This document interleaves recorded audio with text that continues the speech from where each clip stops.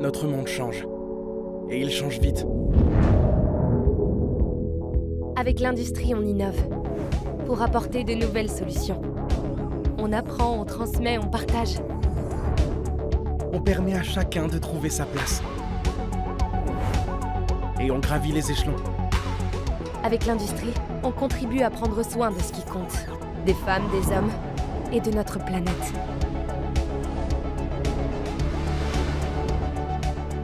Grâce aux 3 millions de salariés engagés dans nos 90 000 entreprises, on transforme le quotidien.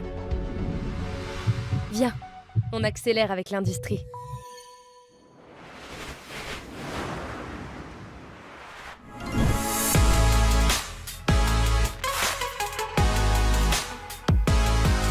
Bonjour à tous et bienvenue dans cette nouvelle visite virtuelle. Je suis Sixtine et avec MyFuture, vous le savez, notre but c'est de vous faire découvrir le monde professionnel. Aujourd'hui, je prends des risques, je suis sur une passerelle dans un port pour venir vous faire découvrir une nouvelle entreprise qui vend et qui répare des bateaux. On va venir rencontrer 3 personnes qui vont venir nous expliquer un petit peu leur métier en détail. N'hésitez pas à mettre un maximum de commentaires, surtout pour les personnes qui viennent d'Occitanie parce qu'on est à Agde pour l'Opcodesie. Sans plus attendre, je vous propose d'aller rencontrer ces personnes. N'oubliez pas de mettre un max de commentaires. On vous attend. À tout de suite.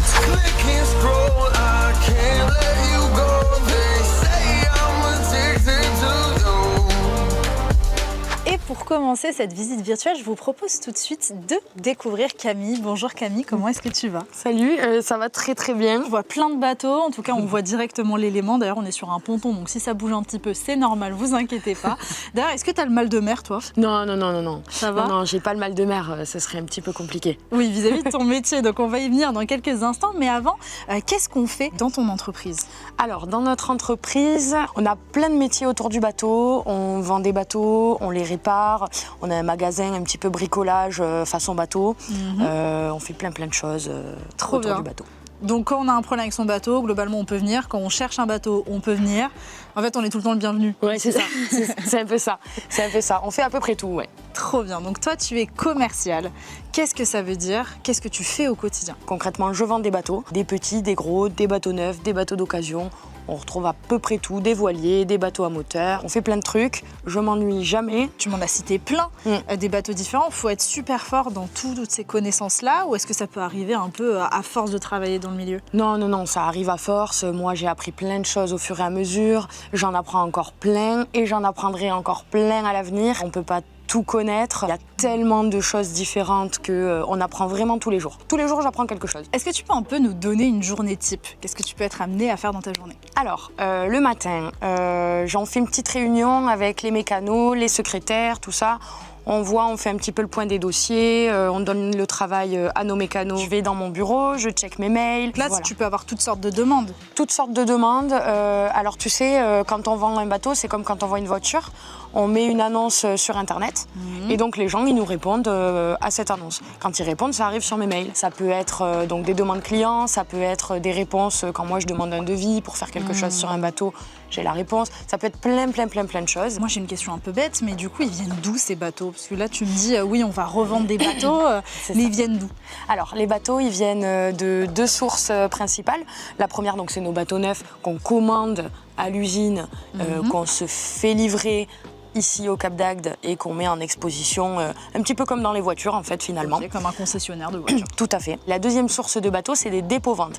Alors ça, c'est des bateaux exclusivement d'occasion que je vais aller chercher. Je vais appeler un client, aller voir un monsieur, lui dire « Tiens, vous ne serez pas vendeur de votre bateau, est-ce que vous ne vendriez pas votre bateau ?»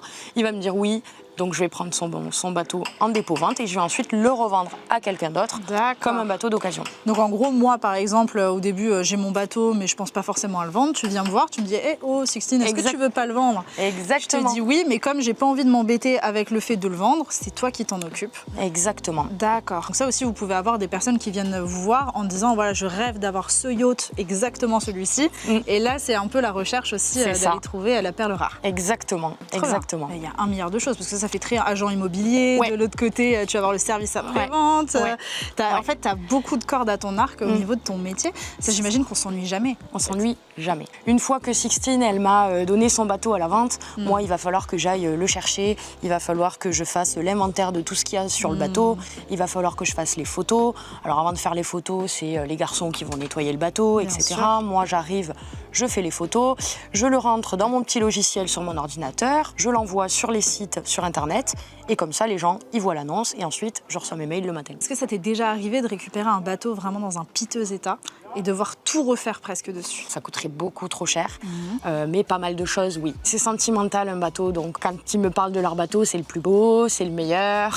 Oui. Et en fait, c'est pas vraiment le cas. Oui. Donc souvent, on a pas mal de choses à faire. On a pas mal de ça. choses à réparer, à nettoyer, à changer. Et ça, c'est moi qui vais calculer mon prix. Je vais estimer ce que ça va coûter de remettre le bateau en état. Je vais faire mon prix en fonction de ça. En plus de ça, tu vas vendre aussi des bateaux. Mettons encore une fois, moi par hasard, qui arrive dans ton magasin et qui veut acheter un bateau. L'idée d'abord, c'est de savoir vraiment quel bateau te correspond.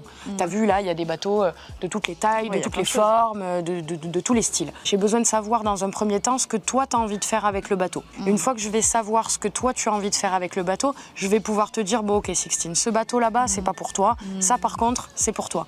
Et on va aller le visiter. Évidemment, je vais t'en présenter plusieurs. On va aller voir, on va regarder. Ça va se jouer évidemment en fonction de ce que tu as besoin, de ce qui te plaît, du prix forcément. Et là, on va trouver le bateau de tes rêves. Le bateau de mes rêves, trop bien. C'est quoi le bateau le plus cher que vous ayez jamais vendu? C'était une Prestige F4.9 et donc c'était 1 700 000 €. Waouh, ok. Et là, est-ce qu'il y a un stress de vendre un bateau plus cher qu'un bateau un peu moins cher ou au final c'est à peu près la même chose?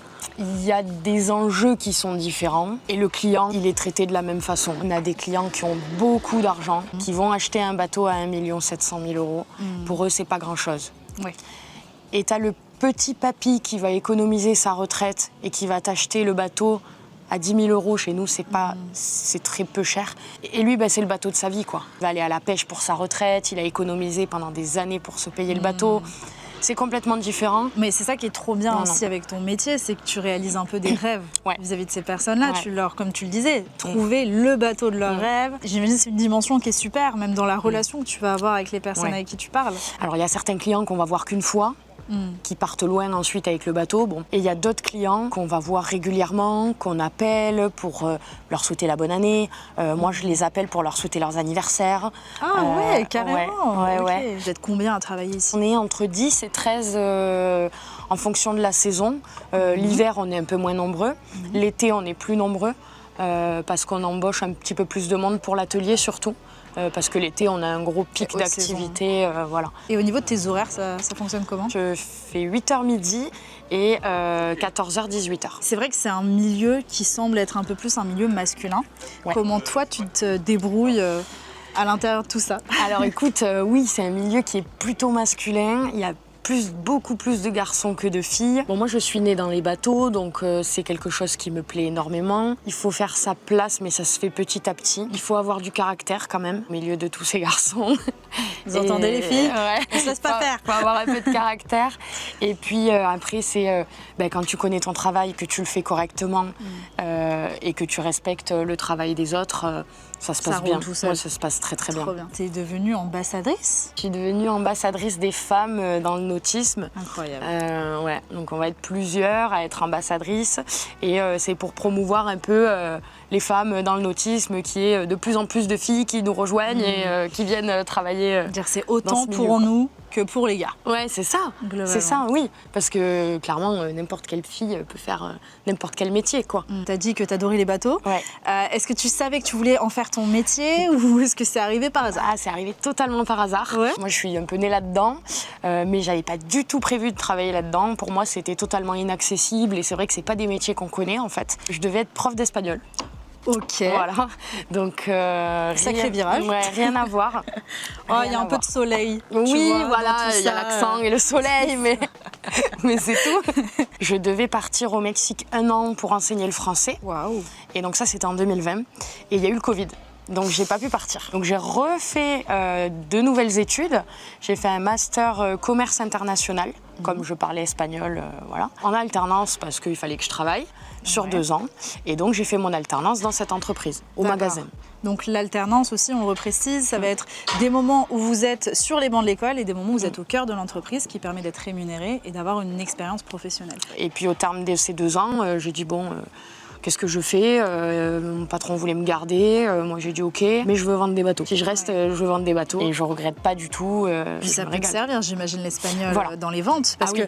que là, bon, on est quand même à Agde. C'est quand même un lieu où il y a énormément de monde l'été, notamment beaucoup de touristes. Ouais. Ça vous arrive de vendre, j'imagine, à des personnes étrangères? Oui, ça m'arrive souvent. En espagnol, un petit peu, mais beaucoup en anglais. D'accord. Et moi, j'étais très fâchée avec l'anglais. Et je me suis rendu compte qu'en fait, c'est super important.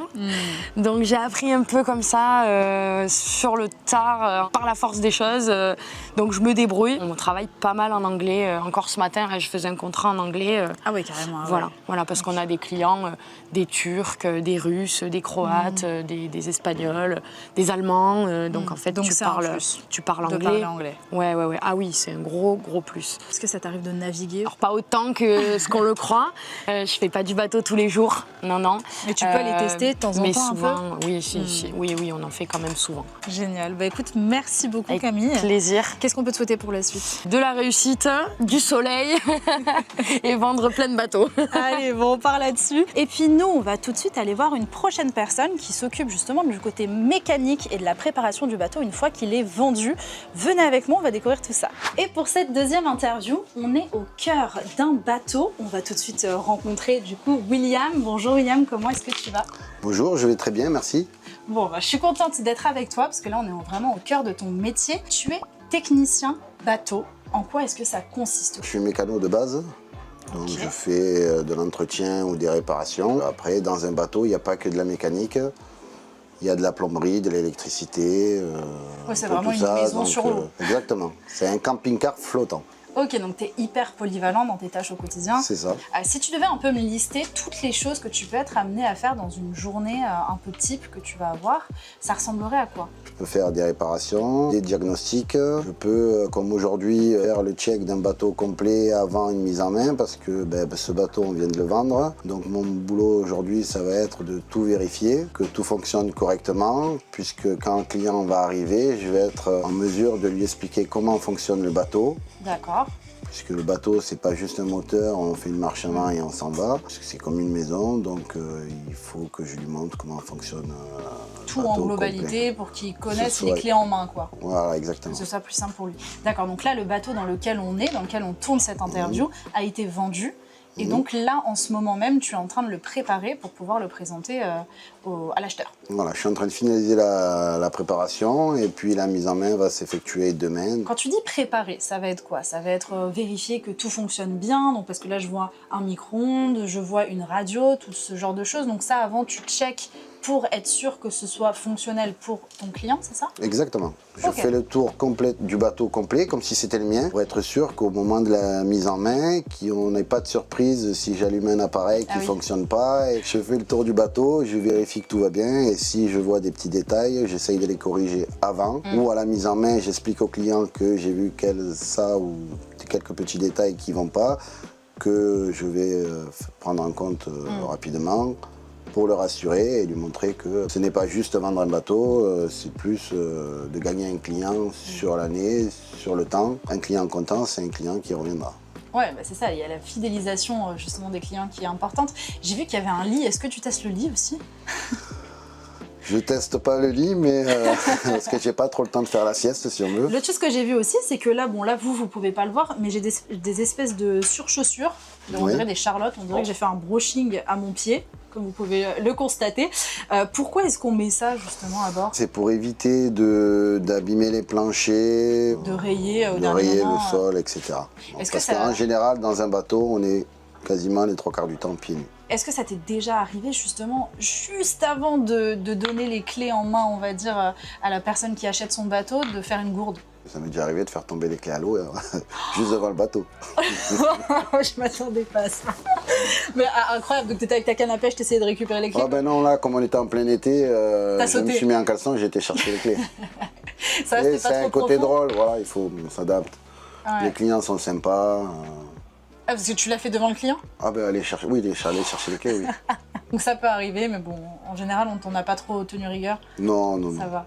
Comment on arrive à travailler justement ici? Déjà, quand j'étais jeune, à l'époque des scooters, je bricolais beaucoup mon scooter. J'ai voulu aller dans la mécanique, je suis allé en mécanique automobile. Ensuite, je voulais faire de la mécanique, mais sur les bateaux, dans le monde de la pêche, parce que je sors d'une famille de pêcheurs, donc je voulais être marin-pêcheur et mécano. Une fois que j'ai eu ma formation de matelot de pont, j'ai fait marin-pêcheur pendant 6 ans. Tu as accédé à ce que tu voulais? C'était un métier assez difficile, mais qui me plaisait. Moi, d'être sur l'eau, en contact avec la mer, ça m'allait bien.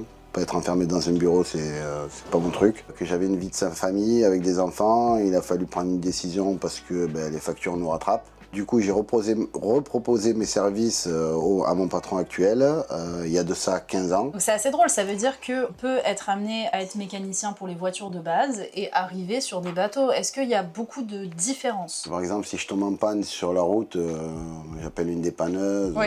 Voilà, on est sur la route.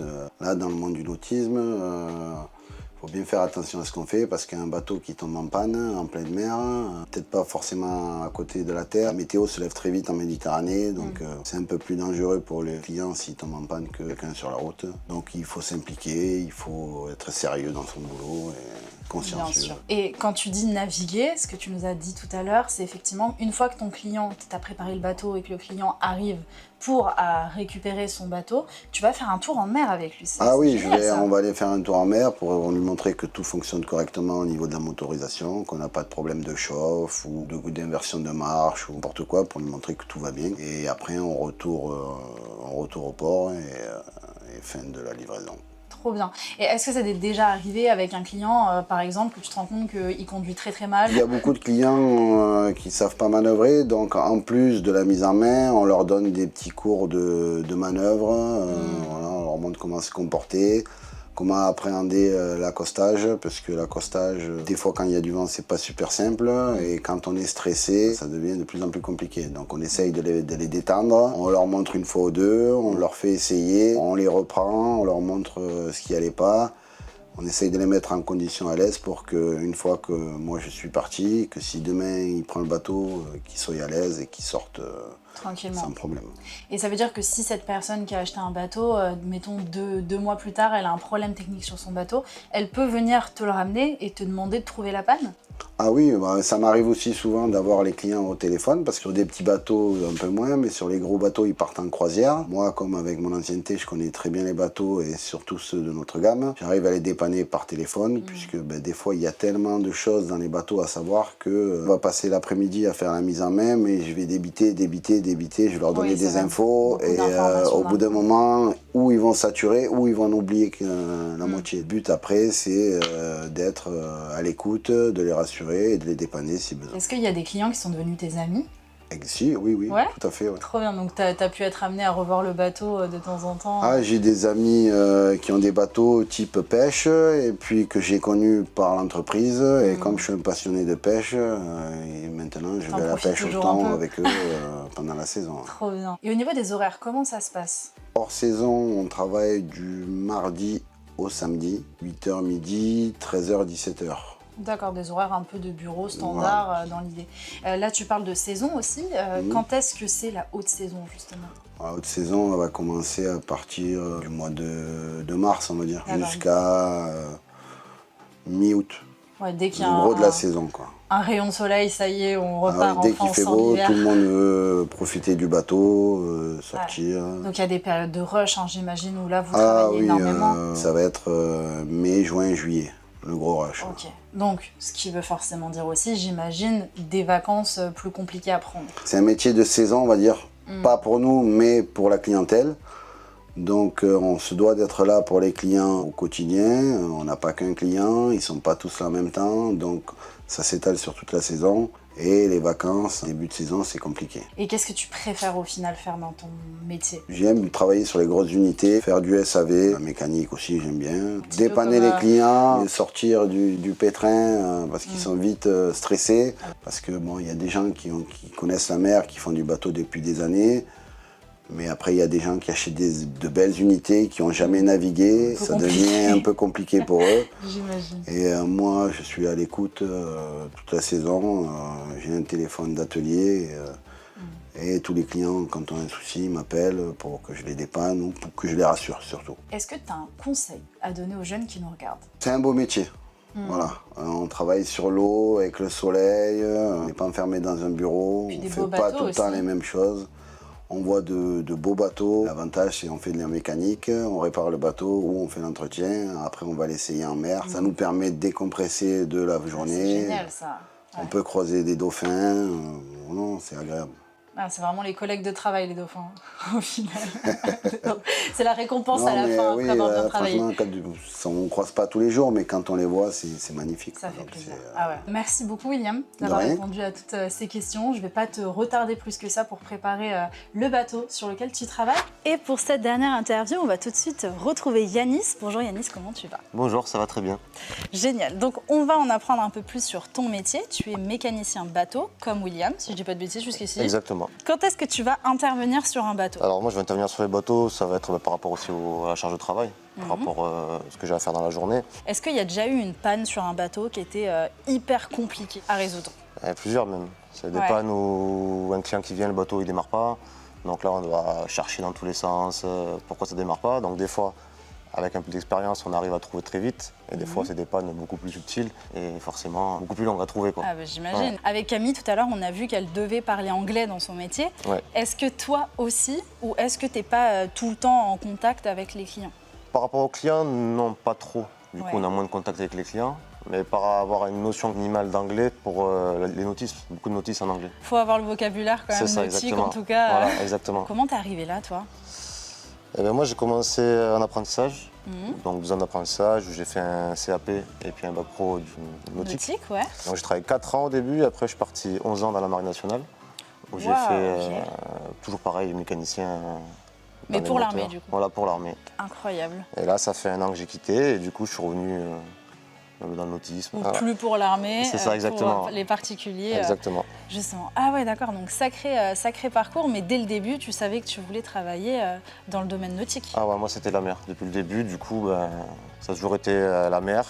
Même si je change un peu de voie, par exemple l'armée, et je suis revenu dans le civil, ben, c'était, je reste dans le milieu maritime. Et comment ça t'est arrivé cette passion? J'ai toujours habité au milieu, à côté de la mer, et du coup je me suis, en tant tout petit, j'aimais bien déjà tout ce qui était mécanique, tout ça.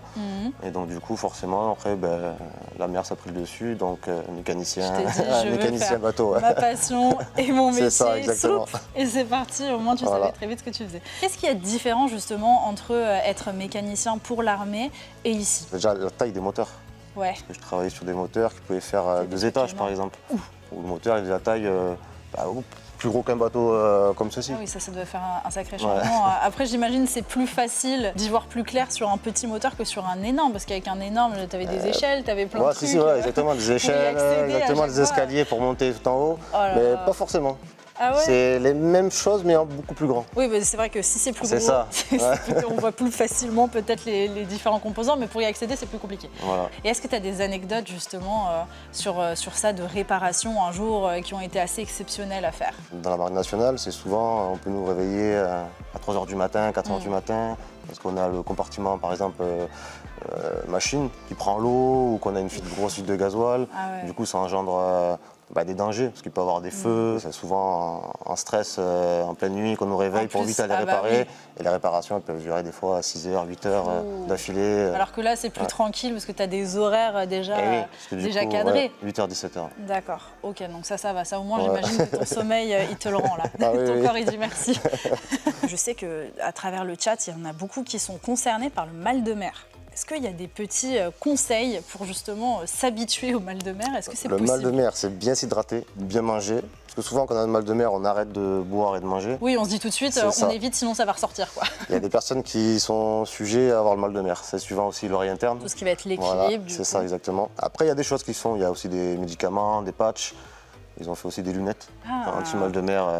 Ah, ça, je savais pas, c'est pas mal ça. Toi, tu l'as jamais Et vu. j'ai jamais eu le mal Quel de mer, donc chanceux.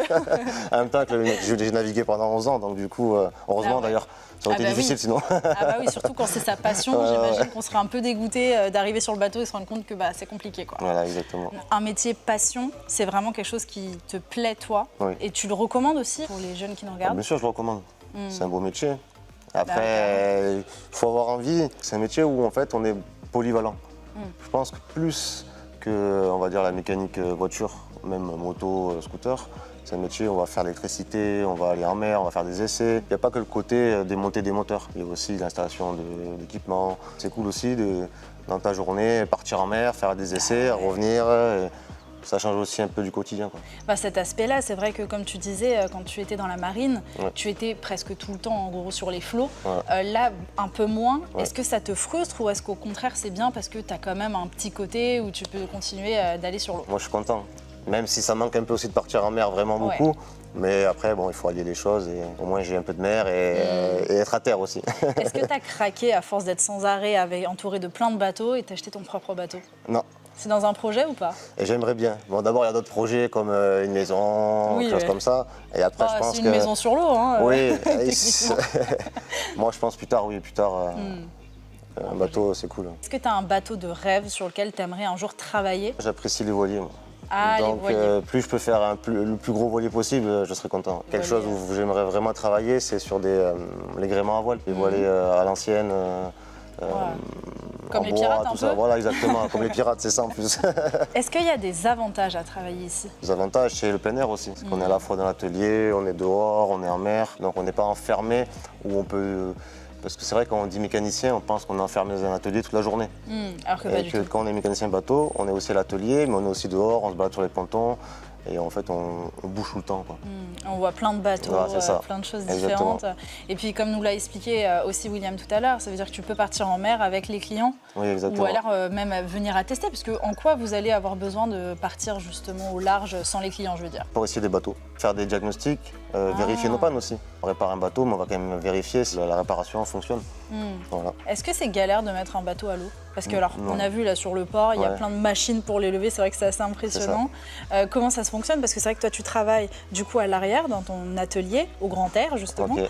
Mais une fois que c'est réparé, il y a une grosse machine qui vient le chercher, comment ça fonctionne? Exactement. Ok. C'est des machines qui viennent directement charger les bateaux et nous les mettre à l'eau. Il coule pas. Ah oui, c'est ça surtout. Ça t'est déjà arrivé de couler un bateau? Non. Ou de voir un bateau couler? Couler, oui. Ouais. Dans quel Il n'y cas? a pas longtemps, il y a un bateau, en fait, il y a eu un orage, et le bateau il a pris l'eau et il a coulé. Est-ce que c'est une angoisse justement quand il y a une tempête, mettons, qui est annoncée? Est-ce que vous rentrez les bateaux, vous les sortez de l'eau? On vérifie l'amarrage. Donc on C'est vérifie quoi, l'amarrage? Donc ça va être la façon dont on accroche avec Les fameuses cordes? avec des bouts, avec des cordes. Et après, c'est sûr, quand nous on met un bateau à l'eau, toujours moi j'ai peur que mes réparations par exemple elles peuvent prendre l'eau. Ah bah oui. Donc là on vérifie, on check tout. Hein. Non, on Jusqu'à va présent dire, ça va, j'ai jamais coulé de bateau, c'est Tout va l'essentiel. bien. Faut toucher la coque. Du bois aussi.